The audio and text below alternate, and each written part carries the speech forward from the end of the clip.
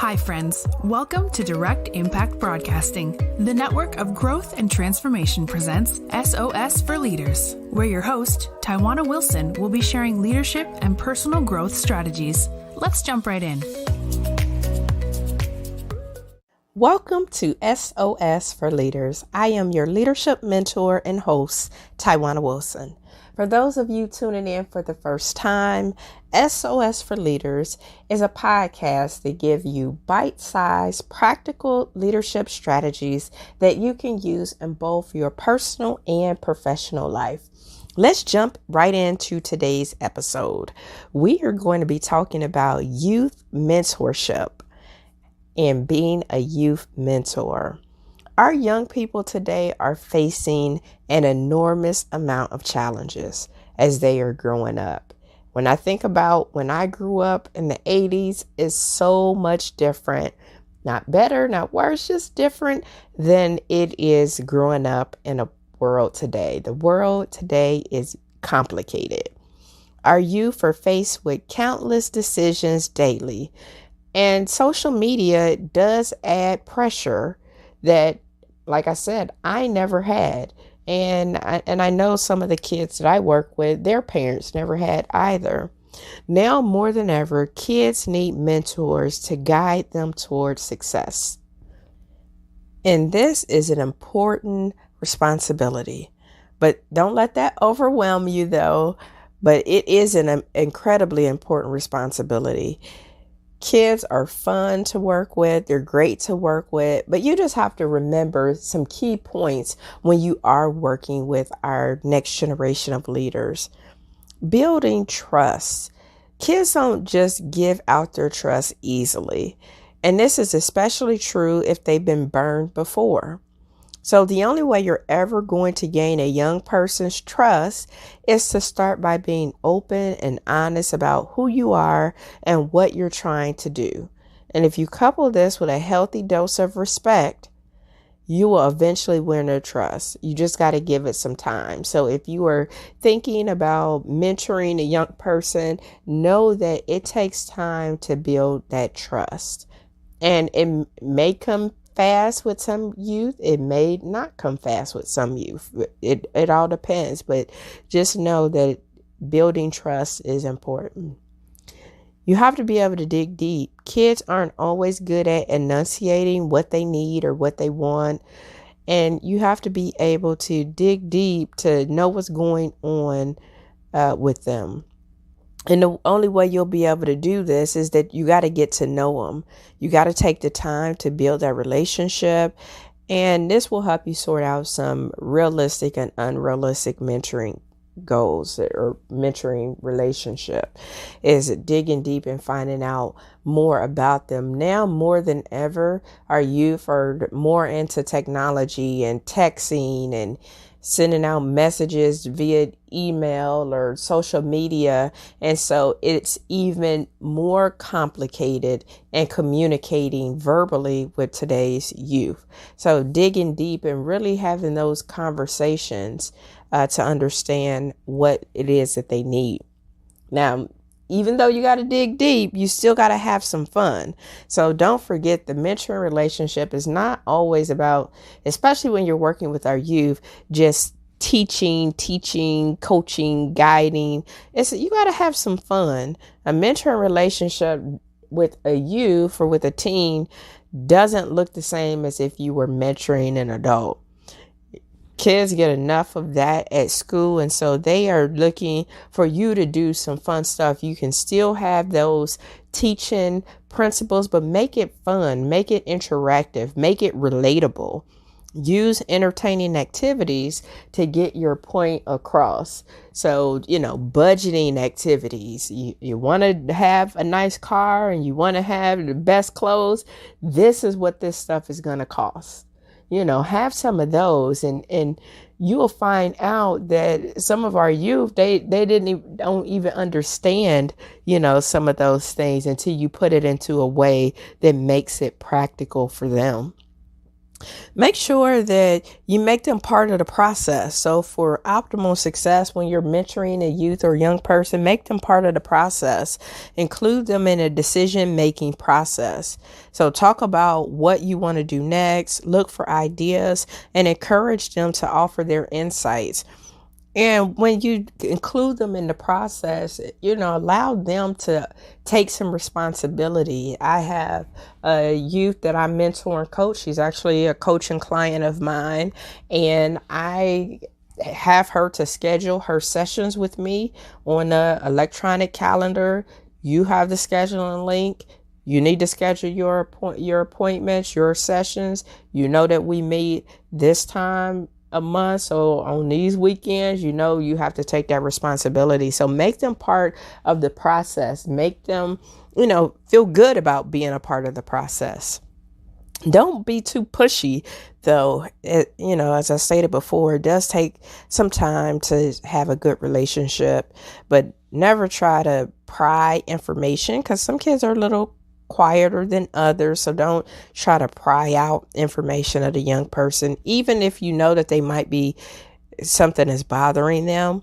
Let them be the ones to bring it up and be able to talk about it. They'll eventually get to the heart of the problem, especially if that relationship is there, that trust is there.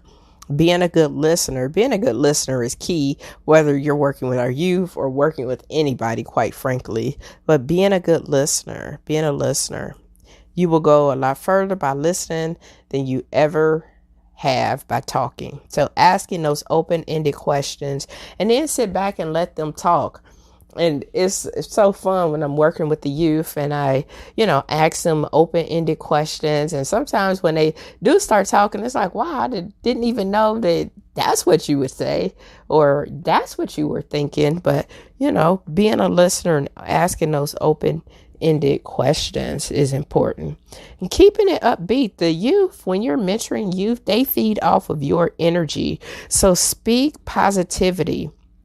Don't let their frustration become your frustration. So make sure you keep things in a positive direction, and make sure you keep it fun and upbeat. If you're having a bad day, don't bring that to them, that energy, because that's what they will pick up on.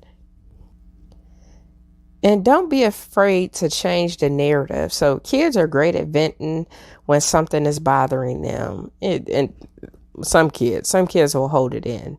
But they can also get to where they are so focused heavily on the negative aspects of the situation. So it's up to you to bring their attention around to solution-oriented thinking. As mentors, it's up to us to be able to drive our kids to solutions. And this keeps them from dwelling on negativity and pushes them forward to look for the positive next step. So our young people need mentors just like you to work with them, to help them, to guide them, to be able to help them in their next step. So that building trust and digging deep, especially when they're not communicating, but not being so pushy either. Being a great listener. Changing the narrative. If there is some negativity, changing the narrative in a positive direction. Keeping it upbeat and light and fun. That's why our youth love their mentors, because they keep it fun and upbeat, but yet they're still learning. So those are some things to think about and never forget when you're working with our youth. But you might be thinking, okay, but do I have what it takes to be a youth mentor? You love kids. You always find yourself drawn to situations where you can teach them things, or maybe you used to babysit when you were younger, or you spent hours showing kids how to create something interesting. And so you're thinking, do I have what it takes to be a good youth mentor? Well, when you have a genuine desire to give others that help, that guidance, and you find yourself drawn to working with children, becoming a youth mentor may seem like the logical next step. What's more is youth mentors are needed in every walk of life. You will find a need for volunteers just about anywhere there are children. So they're needed in schools and youth centers and our churches and in more formal organizations such as the Boys and Girls Club of America, the Boy Scouts and Girl Scouts, 4-H, and there's many others to name a few. But here are some things to think about. If you have these traits or qualities in yourself, to say if you yourself think you would be a good mentor, you're a decision maker.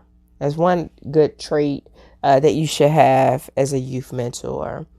So if you are the sort of person who already weighs the pros and cons of every situation and carefully think about your decisions, you're someone who would probably make a good mentor. Ask yourself if you can guide the children or the teens or the youth that you're working with through the decision-making process and help them find a better decision. One of the things that our youth really, really need today is that decision-making, needing help with making positive decisions and decisions that are good versus those that may not be as good for their life. So helping them with that decision making process, that critical thinking, that strategy. So that's one trait. If you have that, you're probably going to be a good mentor. If you love to learn, your enthusiasm for trying new things is something that every child needs to experience. Your excitement needs to be contagious, and every new project should be as seen as a new adventure. So when you're working with kids, it should be a new adventure. You should be excited about it. And if kids that work with you see that, then they know that, learning is fun, that enthusiasm is contagious. So if you know that you have that trait, then, you're probably set up to be a good mentor. You know how to adult. Yes, I said you know how to adult. Many kids in youth mentoring situations, unfortunately, are lacking basic life skills. They don't always get the teaching at home and what they need to understand about how life works, how money works, how building good relationships work, how communicating effectively works. And you must be able to answer these questions, any question, be able to think on your feet and share in life skills that you have that will help them go out into the world when the time comes with a full body of knowledge and experience to carry them through. So being able to help them with those basic life skills is important. You have integrity. You got to have integrity. So if that's something that you have, no matter what, kids are always watching. They're always watching what you do. It's not what you say, it is what you do.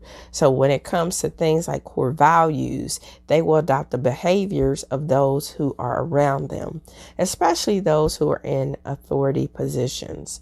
So if you're known for doing the right thing, you are someone kids ought to know. Of course, that doesn't mean you got to be perfect, because nobody's perfect. And it's okay to have messed up in the past, as long as you have turned your life around and it's what you're doing now that really counts. So that having that integrity, if you're going to be a youth mentor and work with our youth, and you respect others, how is it when it comes to compassion? Do you have appreciation for how unique that other people are, and that we are all beautiful in our own right? Are you open-minded? And so if you have some of these traits on the inside of you, then you probably will make a youth mentor, a great youth mentor. So being a decision maker, you have that yearn to learn and want to keep growing. You know how to adult so that you can help our youth with basic life skills. You have integrity, and you are somebody that respects others. So I know that was a lot for today, but if you are working with our youth or have that desire to work with our youth, because it's so needed, it is so needed to have more mentors, more trainers, more teachers, more coaches that are working with our young people, because things are so different and challenging for them, the amount of pressure that they have to go through today is much different than it was 20 years ago, and definitely 30, 40, 50 years ago. And so, do you have those traits to be a good youth mentor? And if you do, and you're working with our kids, remember that are some tips that will help you in your mentoring relationship with kids. I hope you were able to get something out of this podcast today.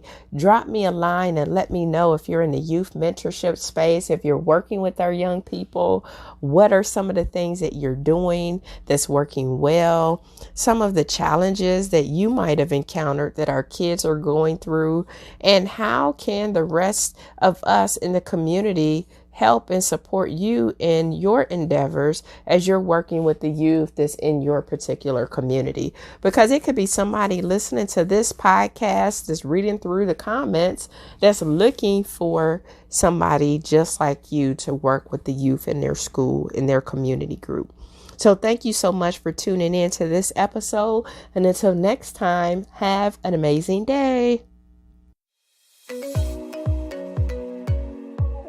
Thank you for tuning in to another episode of SOS for Leaders, where Tawana shared nuggets of wisdom that you can use to win in life.